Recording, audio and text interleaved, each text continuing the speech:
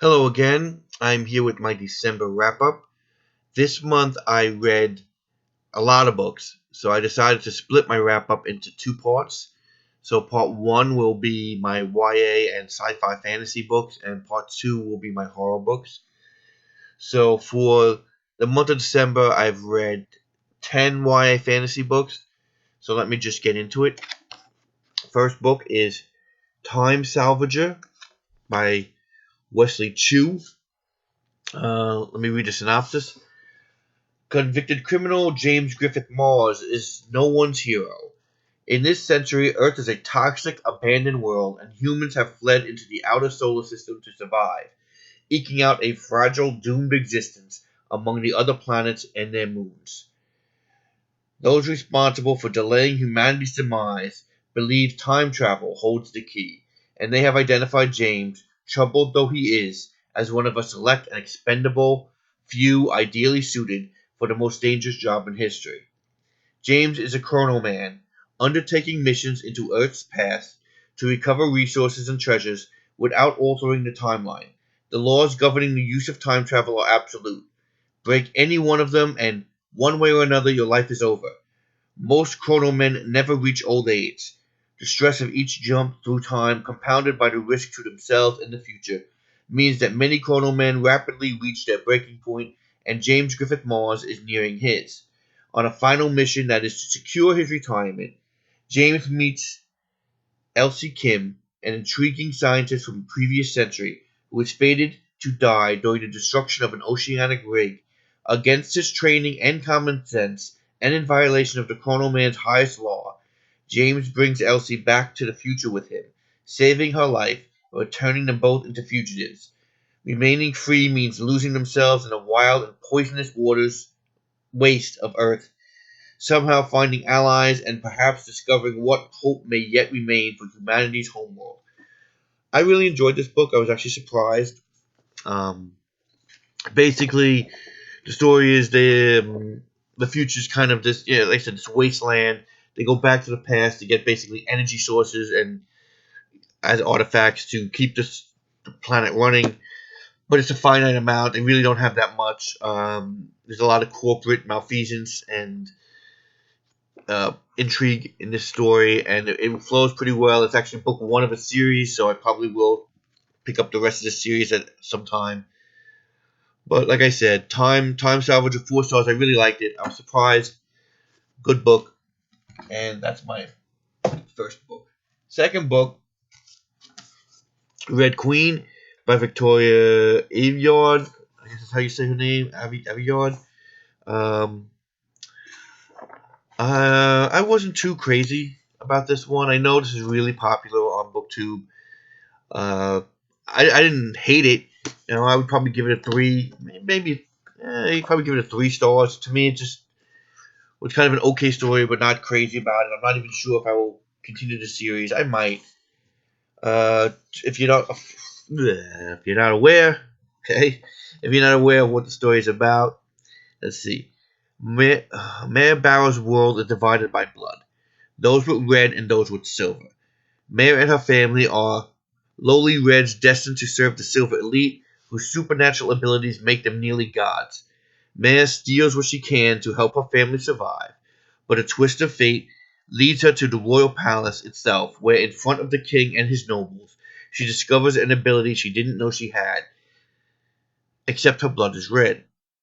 To hide the impossible, the king forces her into the role of a lost silver princess and betroths her to one of his own sons. As Mare is drawn further into the silver world, her actions put into motion a deadly and violent dance, pitting prince against prince and May against her own heart. From debut author Victoria Aveyard comes a lush, vivid fantasy series where loyalty and desire can tear you apart, and the only certainty is betrayal. So, like I said, not one of my favorites. Not bad, but just okay for me. That was Red Queen. Okay. Another very popular series that I finally got to start reading, and I'm glad I did, was the Mortal Instruments series. So I read the first 2 books, which is City of Bones and City of Ashes. I don't think anybody actually needs any synopsis on this, but I will give you one. Let's see, for City of Bones. When Clary Frey heads out to the Pandemonium Club in New York City, she hardly expects to witness a murder, much less a murder committed by three teenagers covered with odd markings. This is Clary's first meeting with the Shadow Hunters, warriors dedicated to ridding the earth of demons and keeping the odd werewolf and vampire in line. It's also her first meeting with gorgeous golden-haired Jace. Within 24 hours, Clary is pulled into Jace's world with a vengeance when her mother disappears and Clary herself is attacked by a demon. But why would demons be interested in an ordinary mundane like Clary? And how did she suddenly get the sight? The Shadowhunters would like to know. I give both of these books 4 stars. I really enjoyed them. I mean, there are some parts, a little drag, a little tiny bit, but really, these are really good books. I mean, I can understand now why all the hype for the Mortal Instruments is out there. I definitely look forward to reading the rest of this series. And the second book, I have no problem with the second book. I actually felt like it picked up right where the first book left off. There's a lot of twists and turns in the series for the first 2 books at least, and I like that. And like I said, so far I've enjoyed the series. I can't wait to see where it goes. And that's my review for the first 2 books, City of Bones and City of Ashes, for Mortal Instruments series. Another series that I read was the Grisha versus Leigh Bardugo series. Let me tell you the synopsis of the first book. Let's see here. Alina Starkov doesn't expect much from life. Orphaned by the border wars, she is sure of only one thing: her best friend Mal, and her inconvenient crush on him. Until the day this army regiment enters the fold, a swath of unnatural darkness crawls with monsters. When their convoy is attacked and Mal is brutally injured, Alina reveals a dormant power not even she knew. Ripped from everything she knows, Alina is taken to the royal court to be trained as a member of the Grisha, the magical elite led by the mysterious Darkling. With Alina's extraordinary power in his arsenal, he believes they can finally destroy the fold. Now Alina must find a way to master her untamed gifts and somehow fit into her new life without Mal by her side. But nothing in this lavish world is what it seems. As the threat to the kingdom mounts and her dangerous attraction to the Darkling grows, Alina will uncover a secret that could tear her heart and her country into two. I really like this first book. I would give it a 4 stars. I like the reveals in this. A lot of twist and turn type things in this book. The Fold. It kind of reminds me a little bit of the I guess the Underworld and the Sword of Truth series. If you ever read that, not exactly, but it does kind of remind me of that.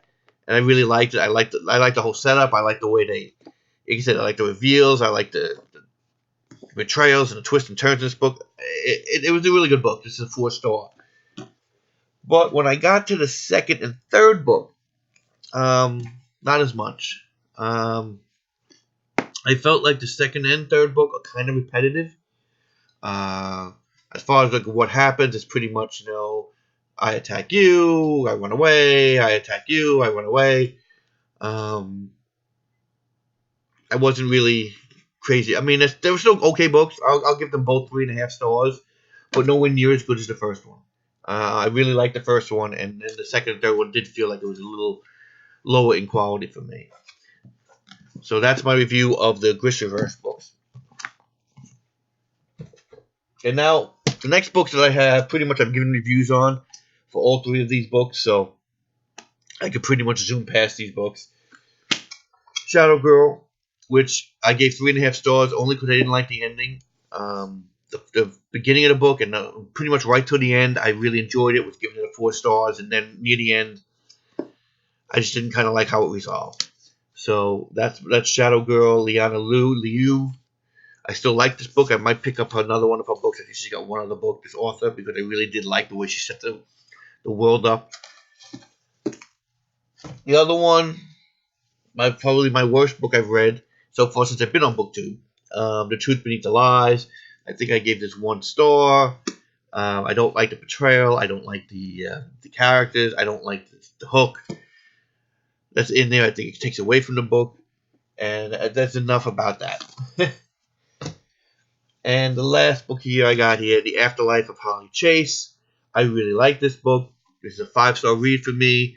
It's a cute little kind of retelling of Scrooge, which I really like. It's one of my favorite Christmas stories, and like I said, I really enjoyed this. It's a great summer. It's a great Christmas read. I may even hold this to read next Christmas because I really liked it, and that was a 5-star read. And that's my part 1 of my December wrap up. Uh, Come back and you'll see my part 2 of my horror books for December. And thank you again for watching, and I hope to see you soon. Bye.